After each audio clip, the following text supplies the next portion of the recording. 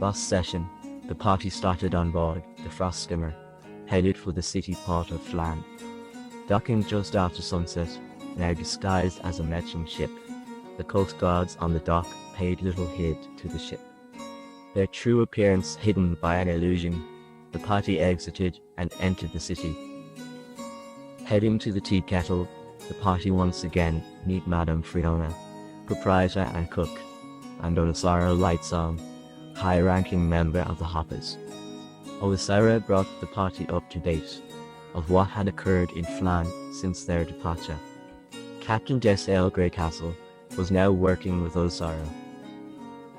Leaving, the party then went next door to the Cracked Crane Inn. The party were again greeted by Eliwick the proprietor and Saranala the Whisperer, druid of the Emerald Enclave. Details about the shooting star seen recently to the south and the pool of Radiance were discussed. Disguised as monks, half the party went inside the Grimshackle jail, aided by a Hopper ally, Sergeant Bevick. Meeting up with their informant, Plebeth, a deal was made to secure his information. The party agreed to rescue Plebeth's younger sister, Lily, from the Red Glove, brothel, and gambling den. Arriving at the brothel, the party tried to gain entry, but were initially turned away by Madame Starr, due to the party's suspicious questions. Eventually, both changing their appearance and story, the party did manage to convince the Madame to allow them entry into the house of ill repute.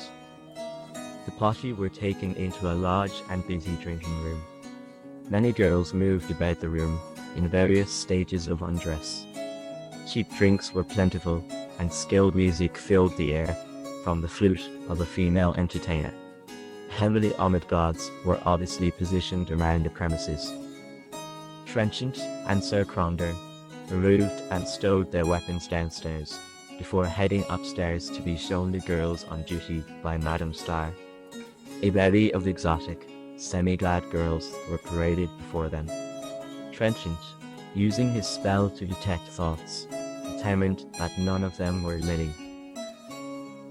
Instead, the pair left the girls and entered into a private gambling room with 3 rich nobles. A large sparkling pile of coins sat on a round table. The room was filled with the personal house guards of the nobles. Trenchant and Sir Cronder made the pretense of joining the game. Trenchant quickly deduced that the well-dressed and attractive female serving drinks in the room was in fact Lily. Discreetly alerting Sir Cronder to the girl's identity, the Dwarf Knight insisted that he be allowed to buy time with this girl now. Madame Starr took him and Lily to a private room. Sir Cronder tried finding out information about how to escape from Lily. Varys had separately also gone upstairs to take one of the girls into a private room. He too questioned her about the number of girls and guards and the exits the building had. 12 girls were being held against their will.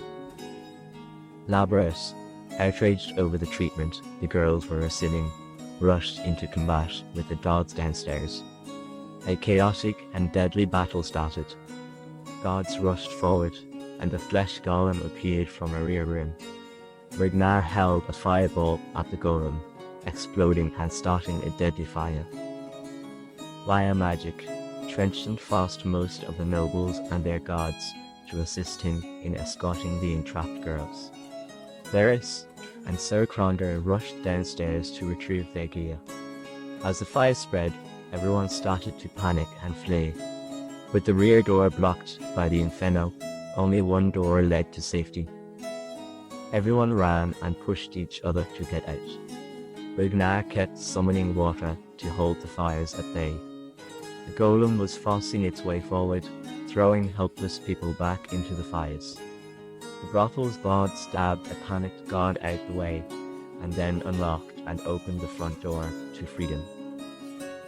Varys shot dead the guard, and then a mad, disorganized rush of bodies ran out of the burning building and into the street. The party exited amongst the other patrons, and gathered the dozen rescued girls. Most of the brothel guards were now dead, and the few remaining ones had fled.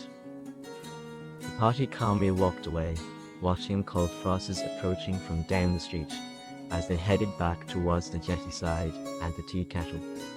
Once again disguised, the party looked like a large group of merchants and their retinue.